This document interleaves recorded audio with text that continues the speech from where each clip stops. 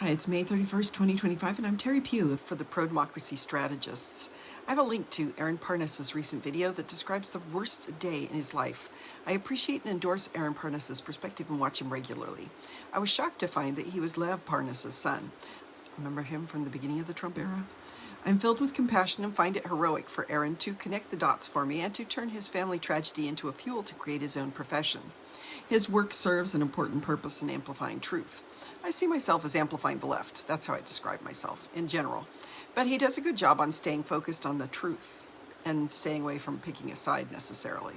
I recommend this quick TikTok to help clarify the importance of knowing your news and your news curator's motivations. I appreciate the analysis of Musk's black eye from Chris Norland. Chris questioned why Elon Musk showed up to an important press conference with a black eye and why follow through with it at all. The New York Times is reporting that his 5-year-old son, X, was said to have given it to him. If Elon is just lying and his shiner came from somewhere else, many say that it was a member of the cabinet who could get close to Elon to harm him when he is notorious for taking his bodyguards into the restroom with him at all times. I highly recommend clicking on the link to hear the whole story. Oddly, the conversation is extremely entertaining.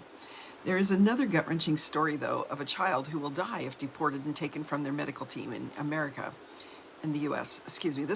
This time, we have a 4-year-old Mexican girl who faces deportation amid a medical crisis because of the almost immediate backlash insisting that Sofia Vargas of Bakersfield be allowed to stay in the U.S. for her life-saving treatment. Now the Department of Homeland Security is saying that they are not deporting her family yet, and that it is still under consideration.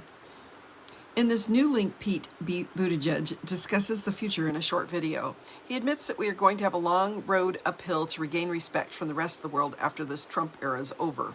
But he also points out that the old ways were in need of an update. Maybe we should be figuring out how to rebuild the world in a better form after this mess is over. I'm hoping for a just future and a sustainable future.